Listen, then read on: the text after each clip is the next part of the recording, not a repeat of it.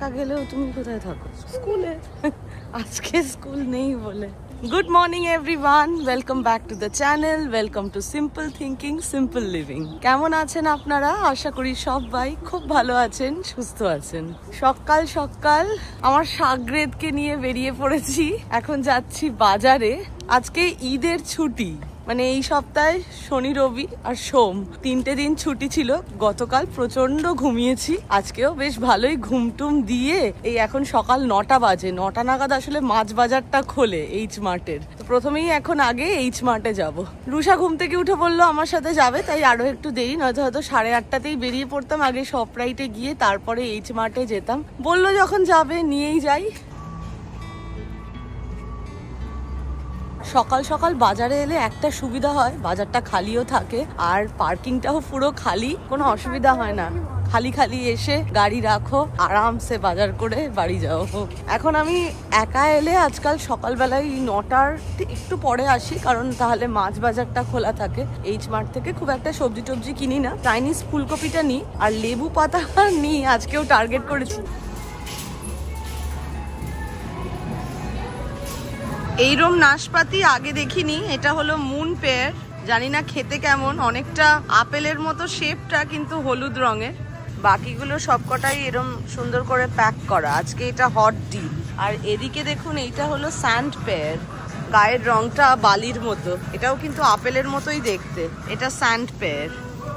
Finally পাওয়া গেছে লেবু পাতা। বেশ কয়েকদিন ধরে এসে ফেরত গেছি, একটা নিয়ে নি লেবু পাতার বক্স। আজকে বাবার জায়গায় মেয়ে দায়িত্ব নিয়ে নিয়েছে। আজকে ইলিশ মাছগুলো মনে হচ্ছে ভালো আছে। কানটা দেখো, এই মাছটা দেখো তো, এইটা ইলিশ মাছের চোখটা কালো কিনা দেখে কিনতে হয়। আমার তো এইটা বেটার লাগছে, কালো চোখ। এখন দেখছি পার এলবি এরা 50 সেন্টস করে চার্জ করছে মাছ কাটতে। আমাদের 2টো মাছ কাটা হয়েছে, বাকিটা কাটা চলছে। রুষাকে কত করে বললাম চল স্কুইড নি, অক্টোপাসের ছোটটা, কিছুতেই নিতে চাইছে না। সকাল সকাল এসছি, তাই মাছ বাজারটা একদমই খালি। আমাদের যেই পছন্দের মাছগুলো কিনে নিয়েছি। আজকে মাছগুলো বেশ ফ্রেশ। মূলো নিলাম আজকে, এগুলো হচ্ছে কোরিয়ান মূলো। কোরিয়ান মূলোও পাওয়া যায়, আবার চাইনিজ মূলোও পাওয়া যায়। এইগুলো চাইনিজ মূলো, দুটোরই দাম এক। পুরো মেঘলা একটা দিন, এই পুরো এপ্রিল মাসটা এরকমই চলবে। মে থেকে খুব সুন্দর রোদ ঝলমলে দিন শুরু হয়। মে, জুন, জুলাই খুব ভালো থাকে। মাঝে মাঝে বৃষ্টি হয় অবশ্য জুলাই অগস্টটাতে। এইচ মার্টের কাজ সেরে আমরা চলে এসেছি শপরাইটে। 10:30 বাজতে চললো। আজকে বাড়ি পৌঁছাতে পৌঁছাতে মনে হচ্ছে 11:15 বাজবে। জলখাবার তো খাওয়া হয়নি, অরিত্রকে চা দিয়ে এসেছি। চটপট আবার রান্নাও করতে হবে। মেয়ের তো ছুটি আছে, বরের ছুটি নেই, অফিস যাবে। একটা হুইট ব্রেড নিয়ে নাও তো, হোল হুইট, 100% হোল হুইট। এই তো, চলো কলা নিতে হবে। ওই দুটো বেরোলে অন্যটা দেবে। এবার অ্যাভোকাডোটা তুমি কাটবে না আমি কেটে দেবো?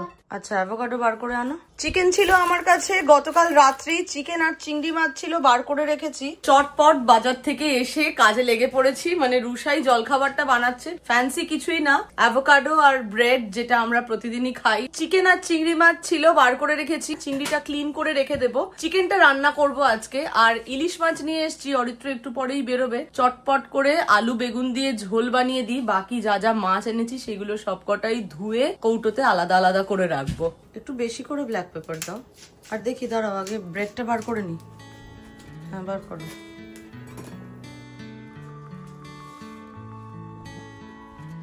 ব্রেকফাস্টের পরে জোর কদমে কাজ চলছে। শোল মাছটা পরিষ্কার করতে হবে, ওদিকে ইলিশ মাছ, ভেটকি মাছ এগুলো পরিষ্কার করে নিয়েছি। রুষা বড় একটা হেল্প করছে। রুষা বসেছে চিংড়ি মাছ ছাড়াতে। প্রথমবার ও লাইফে মাছের কাজ করছে। আগে মাছ করেছিস কোনোদিন? ধুইছিস? কি ধুইছিস? ধুইছিস? কোন মাছ ধুইছিস তুই? কোন মাছ ধুয়েছো? কোনোদিনই মাছ ধোনি। এমনি এমনি হাতে জল দিয়ে দিয়ে করতে পারো, কিন্তু সত্যি সত্যি রান্নার জন্য কি ধুয়েছো? তা এখন তুমি কি করছো? চিংড়ি মাছের পিঠ থেকে কি করছো? কি? চিংড়ি মাছের পুপু বার করছি, অন্যদিকে শোল ছড়িয়ে পায়খানা করেছে। অরিত্র বলেছে আবার 12:30 নাগাদ বেরোবে, শোল মাছটা পরে পরিষ্কার করব। আসলে মাছগুলো ধুয়ে কৌটো করে করে তুলে রাখলে না পরে সুবিধা হয়, নয়তো এই প্যাকেট করে তুলে রাখলে আবার ফ্রিজ হয়ে যায়, তারপরে আবার ডিফ্রস্ট করে ধুয়ে রান্না করার জন্য মানে উইকডেতে অত ঝামেলা নিতে ইচ্ছা করে না। এই সপ্তাহের মাছ বাজার তো হয়েই গেছে, কোনো একদিন বেরিয়ে সবজি বাজার করে নিয়ে আসবো। আজকে কিছু সবজি কিনেছি 3 ধরনেরই, ফুলকপি, চাইনিজ এগ প্লান্ট মানে লম্বা লম্বা সরু বেগুনগুলো, আর তার সাথে বললামই তখন বাজারে কোরিয়ান র্যাডিশ কিনেছি। ভাত নেমে গেছে, এদিকে ইলিশ মাছের আলু বেগুন দিয়ে ঝোলও রেডি। কাঁচা লঙ্কা একদমই 4-5টা আছে, 2টো দিয়েছি, আর একটু ঝাল ঝাল হলে খেতে ভালো লাগে। যাই হোক, যা হয়েছে মোটামুটি ঝোলটা খেতে খারাপ হয়নি, মাছের কোয়ালিটি ভালো। এদিকে মাছগুলোও সব ধুয়ে ভালো করে আলাদা আলাদা করে টিফিন বক্সে রেখে দিয়েছি। ইলিশ মাছ, ইলিশ মাছের মাথা, এদিকে শোল মাছ, শোল মাছের মাথা, দুটোতেই শোল মাছ, ছোটগুলো এখানে রেখেছি, 6খানা বড় আলাদা করে নিয়েছি, বারামুন্ডি আর তার মাথা, সব কটা এবার ফ্রিজে চলে যাবে। গরম গরম মাছের ঝোল আর ভাত আছে, আমি আর রুষাও লাঞ্চটা সেরে ফেলি এবার। মেয়ে বাড়িতে আছে মানে চট জলদি রান্না, কিন্তু আবার টেস্টি, দুটোই দরকার। মাংসটা আজকে না করলেও হতো, কিন্তু বুঝতে পারিনি গতকাল রাত্রিবেলা চিংড়ি মাছ মাংস দুটোই বার করে রেখেছি, তাই ভাবলাম বার যখন করেই রেখেছি রান্নাটা বসিয়েই দিই। সিম্পল মাংসের ঝোল বানাচ্ছি, ওইদিকে কড়াইটা শিফট করে দিয়েছি, আর এদিকে প্যানের মধ্যে সামান্য একটু সর্ষের তেল নিয়ে নিয়েছি। তেলটা ভালোভাবে গরম করে নিয়েছি। আজকে চিংড়ি মাছগুলো একটু এইরকম ভাবে কেটে নিয়েছি, মানে এই এত অব্দি খোলা রেখে বাকিটা ছাড়িয়ে এমনি এরকম কেটে নিয়েছি যাতে দেখতে ভালো লাগে। ভাজতে বসিয়ে দিলাম চিংড়ি মাছগুলো। চিকেনটা প্রায় হয়েই এসছে, এইবার গ্রেভিটা করতে হবে।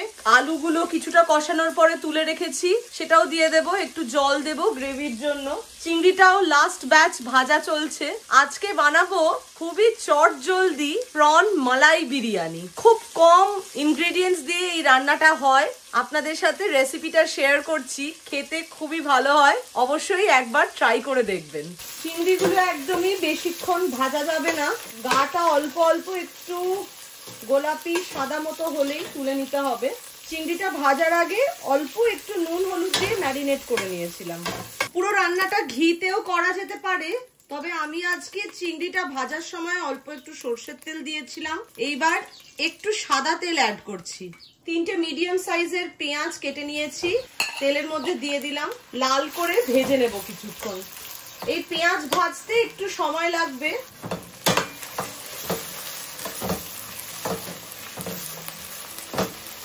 পেঁয়াজটা লাল করে ভাজা হয়ে গেছে, এইবার অ্যাড করে দিচ্ছি গোটা গরম মশলা, তেজপাতা, কয়েকটা গোটা গোলমরিচ।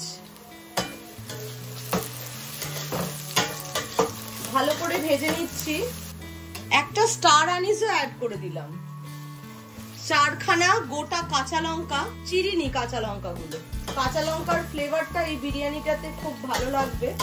আপনারা যদি এর বেশি ঝাল পছন্দ করেন তাহলে আরো কয়েকটা কাঁচা লঙ্কা অ্যাড করতে পারেন। 5 কোয়া রসুন গ্রেট করে নিয়েছিলাম, অ্যাড করে দিলাম। 1 চামচ আদা বাটা দিয়ে দিলাম, মানে ধরে নিতে পারেন 1 টেবিল চামচ আদা বাটা, 1 টেবিল চামচ রসুন বাটা। ম্যাগির এই কোকোনাট মিল্ক পাউডারের প্যাকেটটা ইউজ করছি, চাইলে আপনারা টিনে যেই নারকেল দুধ পাওয়া যায় বা ফ্রেশ কোকোনাট মিল্ক সেটাও ব্যবহার করতে পারেন। আমার কাছে এটা ছিল তাই আমি আজকে এটাই ব্যবহার করছি। ভালো করে গুলে নিয়েছি, অ্যাড করে দিলাম। এর সাথে অ্যাড করে দিলাম চিংড়ি মাছগুলো। নারকেল দুধের সাথে ভালোভাবে চিংড়ি মাছটা কষিয়ে নেব কিছুক্ষণ। এই রান্নাটায় হলুদ দেব না বা লঙ্কা গুঁড়োও দেব না। নারকেল দুধটা যখন অল্প একটু শোকাবে, এইবার 1 চামচ ধনে গুঁড়ো অ্যাড করে দিলাম। এইবার ব্যবহার করছি শানের স্পেশাল বম্বে বিরিয়ানি মশলা। যে কোনো বিরিয়ানি মশলাই অ্যাড করা যেতে পারে, এটার গন্ধটা আমার খুব ভালো লাগে তাই আমি এটাই ব্যবহার করি।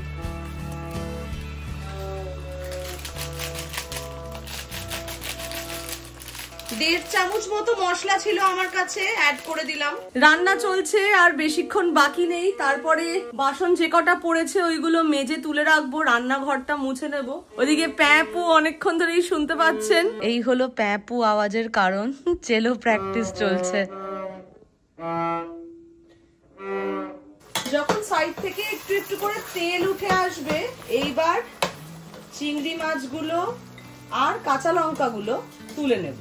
মশলাটা থেকে সুন্দর যখন তেল ছাড়বে, 3 কাপ চাল নিয়ে নিয়েছি, চিনি গুঁড়া চাল নিয়েছি, ভালোভাবে ধুয়ে জল ঝরিয়ে নিয়েছি, যতটা পেরেছি ড্রাই করে নিয়েছি, পুরোপুরি ড্রাই করে নিলে সবচেয়ে ভালো।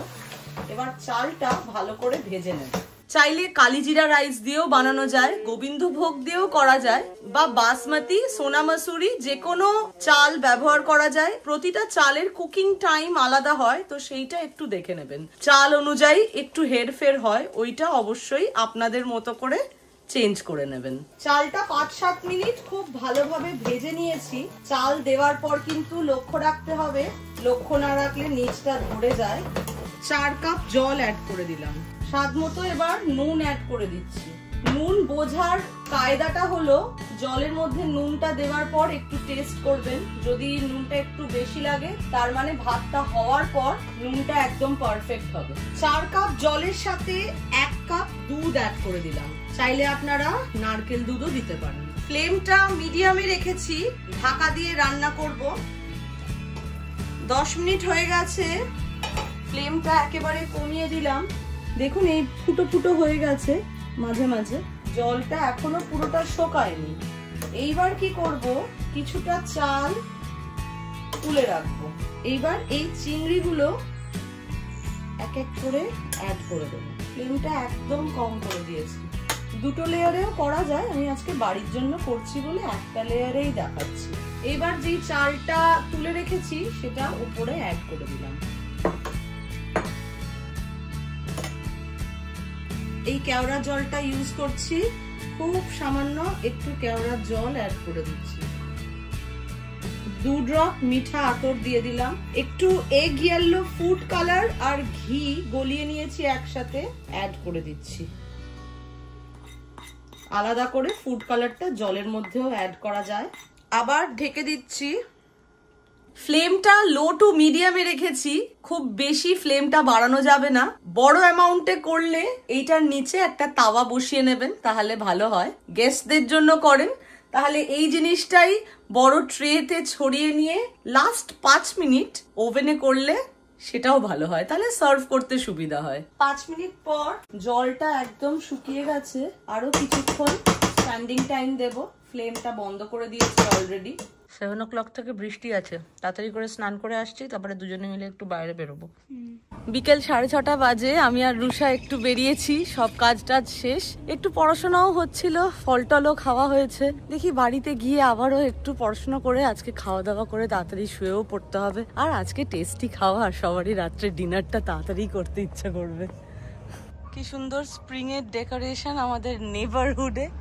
আর এই দেখুন ফুল ফুটতে শুরু করে দিয়েছে। রুষা যদিও এই ফুলের বেশি কাছাকাছি যায় না, ওর খুবই পোলেন অ্যালার্জি আছে। কি সুন্দর গাছে পাতা আসছে, একদম কচি সবুজ পাতাগুলো, কি ভালো লাগছে। চলো একদম সোজা যাই। এই বড় গাছটাতেও আর কিছুদিন পরে পাতা এসে যাবে, হ্যাঁ ভরে যাবে পুরো। আজকে ওয়েদারটা মেঘলা হলেও একদম ঠান্ডা নেই, 16 ডিগ্রি 17 ডিগ্রি মতো টেম্পারেচার। ভালো লাগছে বাইরে হাঁটতে।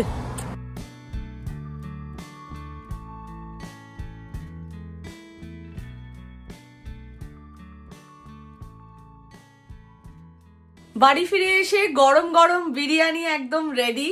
যারা যারা কখনো এইভাবে বিরিয়ানি বানাননি অবশ্যই মালাই প্রন বিরিয়ানিটা ট্রাই করবেন, খুব ভালো খেতে হয়। খাবার বেড়ে আর বেশিক্ষণ কথা বলা যাবে না, এটা কিন্তু পারফেক্ট একটা ঈদ স্পেশাল রেসিপি। যারা যারা ঈদ পালন করেন ঈদ মুবারক আপনাদের সকলকে। আশা করি খুব আনন্দে ভালোভাবে দারুণ দারুণ খাওয়া দাওয়া করে পরিবারের সাথে আজকে দিনটা কাটিয়েছেন আপনারা। আজকের ভিডিওটা তাহলে এখানেই শেষ করছি। আশা করি আজকের ভিডিওটাও আপনাদের ভালো লেগেছে। যদি ভিডিওটা ভালো লেগে থাকে, do like, share, comment and subscribe to simple thinking simple living. আবারও দেখা হবে খুব শিগগিরই একটা নতুন ভিডিওতে।